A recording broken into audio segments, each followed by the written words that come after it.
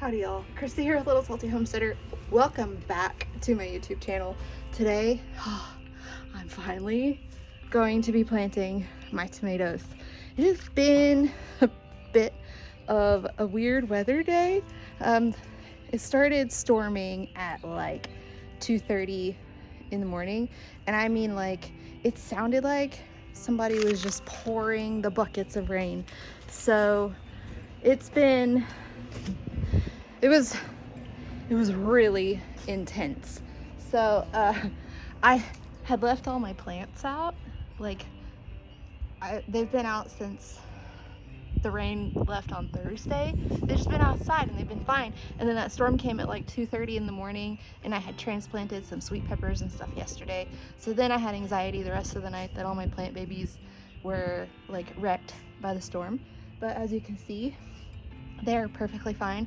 Now the sun is shining. The yard feels like walking on a dripping wet sponge. It's really gross.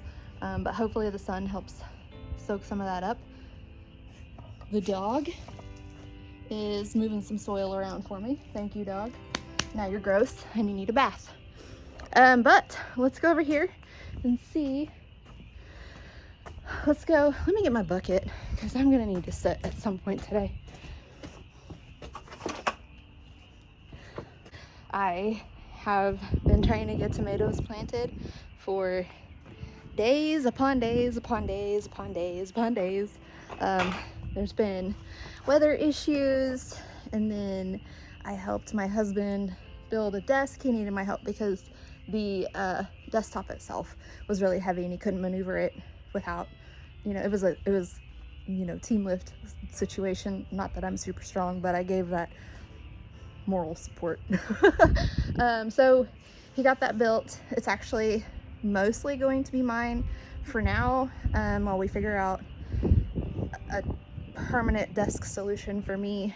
He built it for himself for like recording and stuff. Anyway, that is off topic for what we have going on over here.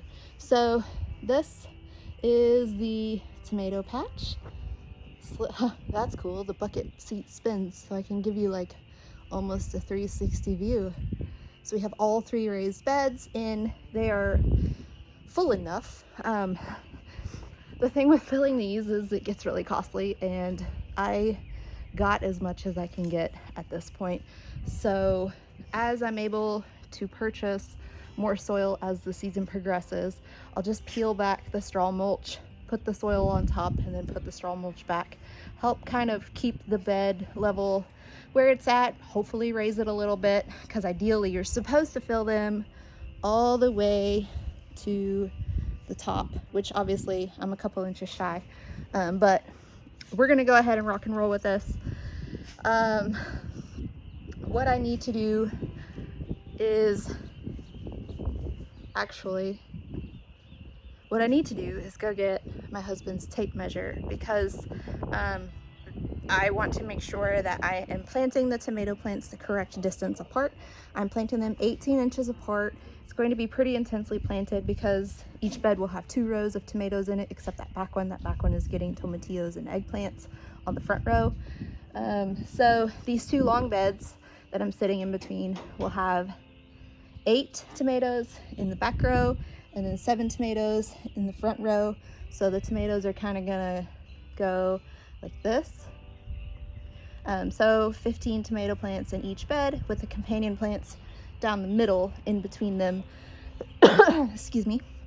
Let me show you what the companion plant situation is mostly going to look like, and I'll kind of walk through what you aren't currently going to see until I plant it and it sprouts. Okay, so this is where the sweet peppers are planted. And boy, I had anxiety about these more than I did anything else, I think, because they were out here, and they didn't have like their buddies in the tray next to them keeping them company. They're kind of spread out where they need to be now. So I was really worried about these, but they seem to be fine. They seem to have bounced back really lovely after the rain. Look at that beautiful nasturtium. Anyway, companion planting situation. We're going to have marigold, and then nasturtium, and then basil, and then calendula, and then dill, and then the process repeats until you reach the end of the bed. That is the same in the other sweet pepper raised bed, and I'm going to follow the same format in the tomato beds as well. It's going to give some cool like textural components as far as like the visualization of it goes. And then of course we're going to have the colors from the flowers once the marigold of course is also blooming and the rest of the nasturtiums. And then wow, my brain is moving faster than my mouth. And then of course all of these provide some sort of benefit to the plants that they're being planted with. So a lot of these are going to be pest repellents. The dill is going to actually attract beneficial insects because of the way that its flower head looks whenever it goes to seed, which I can actually show you the cilantro here in just a second. So that's going to draw in beneficial insects that are going to help wipe out bad insects like hornworms. And then the calendula is for pest repellent, and it is also medicinal. The basil is edible.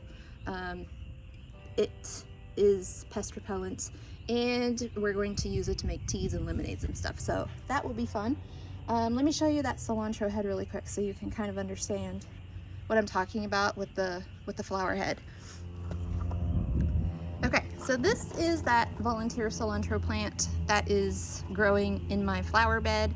I am just letting it do its thing. I figure it'll go to seed and then it'll die off, and those seeds will then germinate, and then I will have like a pretty good cilantro patch going here. But if you look at the flower head, let's see if I can find that. Sorry, you guys are in the rosemary, so you're getting rosemary leaves.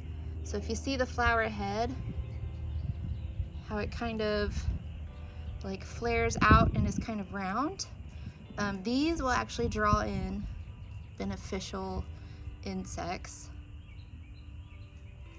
They are like predator wasps, not necessarily predators for humans, but predators for other bugs. So I'm letting this do its thing. It looks pretty cool, and it's something green and alive in the flower bed since I have not transplanted flowers yet. This rosemary smells amazing. Look at that. We have sage here. I got some other herbs the other day.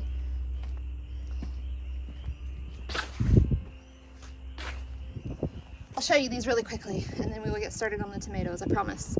So my daughter loves mint tea, so I got some mint. I don't necessarily use mint a whole lot as far as like culinary uses. It goes really well with lamb. The quesadilla taco recipe I'm making this week actually has a little bit of mint in it, so it's going to come in handy. But this is essentially for her because it's one of her favorites. And then my son asks me to grow this every year. It is pineapple sage. We specifically use the leaves in lemonade. I'll show you what the flowers look like. They're kind of a salvia looking flower, but whenever you eat the flowers, they taste like pineapple. Who would have thought? Yes, the flowers are edible. We use the leaves in lemonade. Logan asks me to grow it every year, so I do.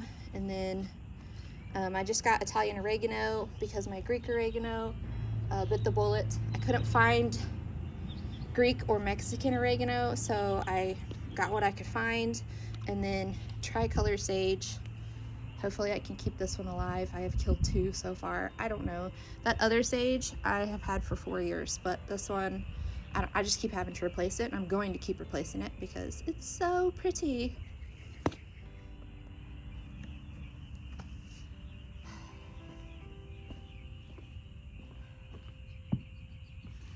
Okay, it's a very crooked bucket, but we're gonna roll with it. Okay, so we have 15 tomato plants that are going into this bed. I have a 6-pack of marigolds here. I think I'm only gonna need 3. I have 3 basils and I have 3 nasturtiums. I will direct sow the dill and the calendula tomorrow or Wednesday, depending on how productive I can be. I actually have a how to grow tomato video up on my channel already, so some of this is going to be repeat for you guys that have been loyal to my crazy channel up to this point, but In years past, I have grown my tomatoes in containers, so this will be my first year growing them in raised beds. Now, the method is essentially still the same. You're going to dig a deep hole because you actually want to plant your tomatoes deep. You're going to prune up the stem of the tomato, and then you're going to fertilize the hole, and you're going to plant the tomato in that hole. And I'll show you guys what it looks like as we go through. Sorry, I didn't know it was on the leaf and it was weirding me out. I was like, please don't tell me it's hornworm season already, but it wasn't. So let me just grab my fertilizer really quick, and you guys will see why I use a bucket very shortly. Okay, so I have Happy Frog, and then I have earthworm castings. For the herbs and the flowers, I'm using Espoma plant tone.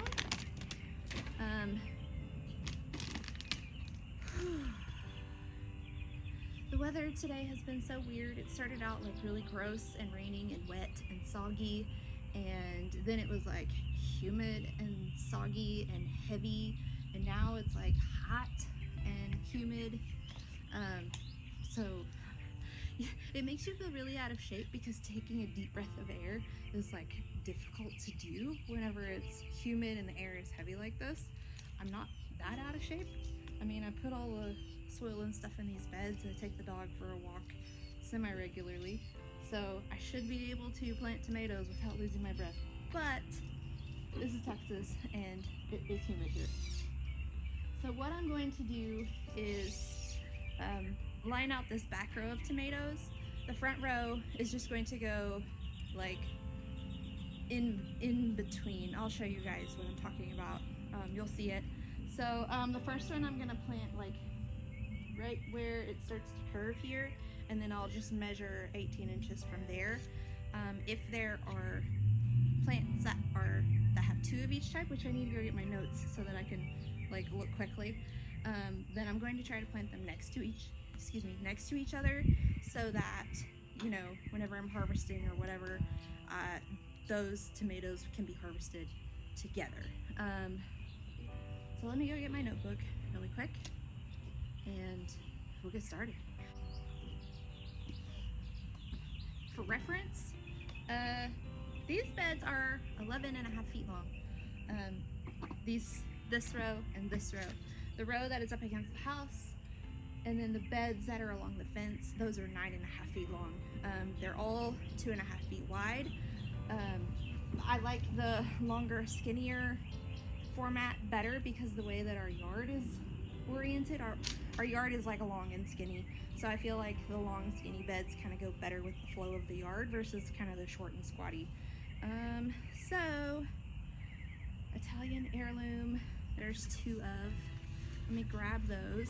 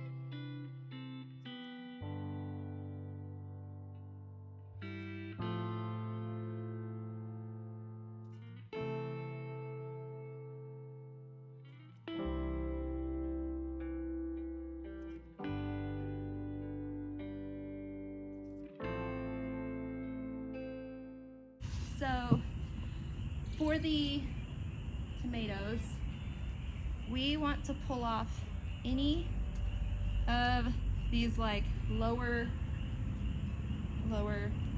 branches here, like that.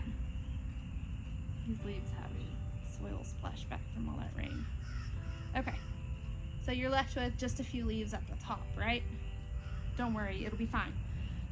Then we're going to dig our hole, and we want to dig it pretty deep because we're planting that tomato pretty deep. So there we go. Once we get that, then we're going to add in a little bit of earthworm castings, which is probably like the best fertilizer that you can give to your plants, because you know the earthworms take in stuff and then they poop out magnificently nutritious stuff. And then we're going to put a little bit of this fertilizer in, and I'm just going to give that a little bit of a stir there, just so it's not like straight fertilizer touching these tender roots. And then the label, I'm going to put it kind of like up against the side of the bed to hopefully protect it from the Texas sun. And there we go. Okay, so let me show you this. This is a really healthy root system. This has only been in here for about a week, and you can see how much it's grown within that week.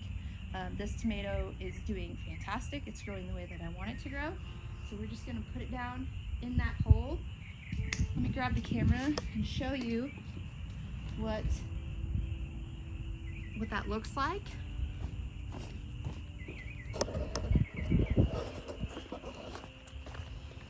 So you can see that part of the stem is actually down in the soil. That is okay. What is going to happen is the stem is actually going to be able to grow roots all along the sides here, all around the stem of the plant. So you will actually end up with a really healthy, strong, fantastic root system. I'm going to go ahead and take that stem off too, just so it's not touching the soil. I don't want it to get any sort of fungus. And then there you go, the tomatoes planted. I know it seemed really tall in the cup, but by the time you get it in the soil, it really it doesn't shrink. It's still the same size. It's just lower down in there, so it seems like a little teeny tiny baby, but it'll be fine. It's going to be healthy. It's going to be great. This is really good soil that's in here. It's a combination of things, so it will do wonderful things. Now down in there is really, really wet because of all the rain. This topsoil I just added after the rain quit, so after everything is planted, I'll just come give it a quick water to get everything settled in. You know, like I said, I don't want to water too much because they were sitting in water for a few hours. Just, you know, kind of trigger to the plant. It's okay to let your roots spread out, and then that's that. We just keep an eye on it. As it's time to trellis, then I'll go over that with you guys. I'm doing something different this year than I have in years past.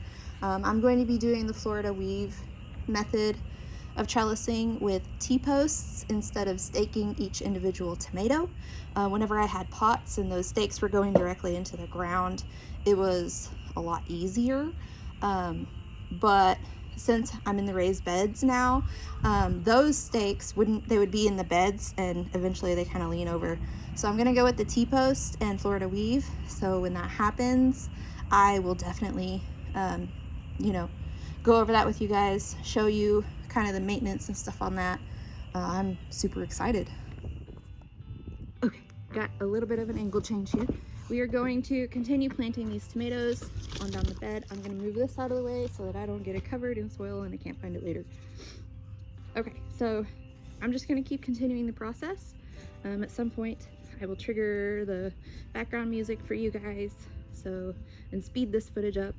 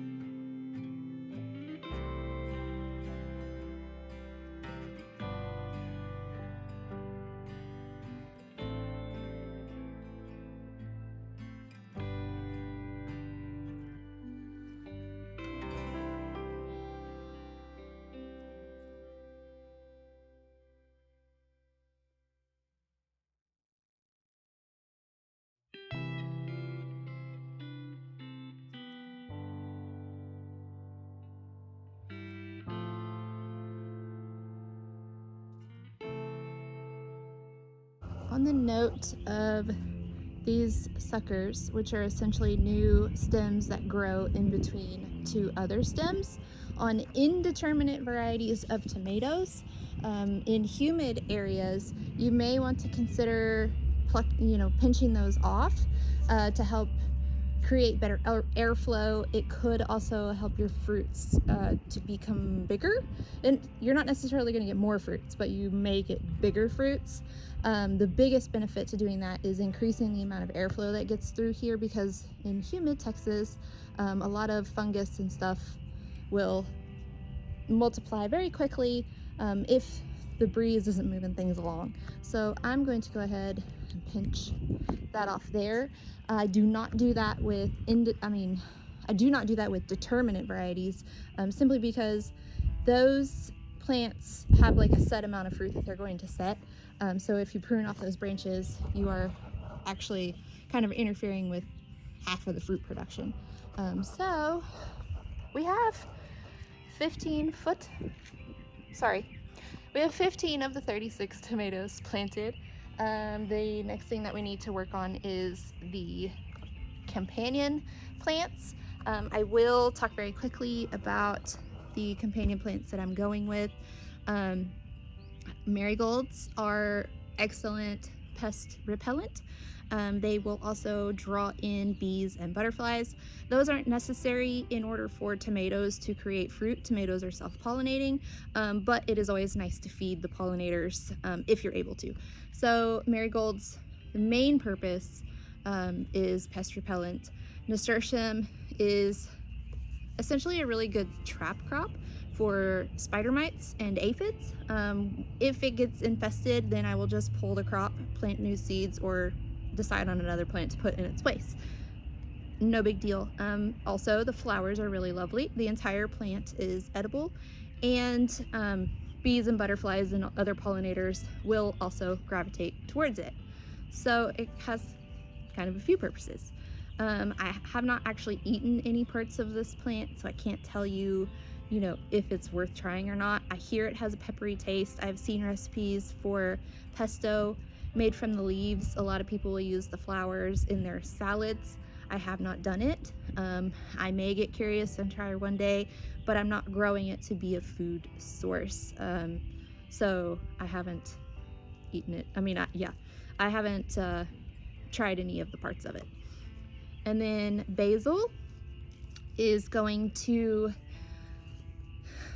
it helps repel some pests like hornworms. I always battle hornworms. The best thing that I can do, besides trying to slow down their infestation with basil and such, is to hand pick them, which is disgusting. It is also obviously an edible, and they say that it boosts the flavor of your tomatoes. I'm not sure. I haven't done like a comparison where I've grown two of the same variety, one with basil and one without, to see. Ever since I've come across companion planting and learned that basil helps repel hornworms, I just put it everywhere because the hornworms, they get like this big and as big around as my index finger. They're so disgusting. I don't want anything to do with them, so I especially don't want to hand pick them off because their little legs get really grabby and it's gross. I will just like prune the whole branch and carry the whole branch away because I don't want to deal with touching the hornworm. Yeah, anyway, the basil helps repel those. I have 17 different kinds of basil that I'm planting throughout my garden. There isn't one that they say works better than another. I'm growing them because some of them are really pretty. Some will be used for tea, like I have lemon, lime, and Tulsi basil, cinnamon, maybe another tea basil, I can't even remember at this point. And then culinary basils like this Persian. I have Thai basil, regular Genovese, a sweet basil, the list goes on. So multi-purpose companion plant here. Then the dill, like I was saying whenever I was talking to you guys about the peppers, that's going to draw in the beneficial bugs. And then the calendula helps repel hornworms, they say. I'm not 100% sure if it works, but we're gonna see. And it is a medicinal herb. It is often used in skincare for things like eczema and sunburns, both of which I have dealt with in my life. So those are going in all through 5 raised beds. All 5 of those companion plants are going in all 5 raised beds. There's a ton of other companion plants that you can plant. I mean, the options are essentially endless. This is just 5 that I settled on. Last year I grew bush beans with my sweet peppers, and because the bush beans grew so quickly, they kind of choked out the peppers there for a little while, and they also prevented some of my other seeds for other things from germinating, since they just they took over both of the raised beds. So I'm planting them in a different place this year because they grow so quickly. That way they don't overshadow these young seedlings that kind of need all the sunlight that they can get. So at this point, I'm just going to get this middle row of companion plants, at least the seedlings, transplanted.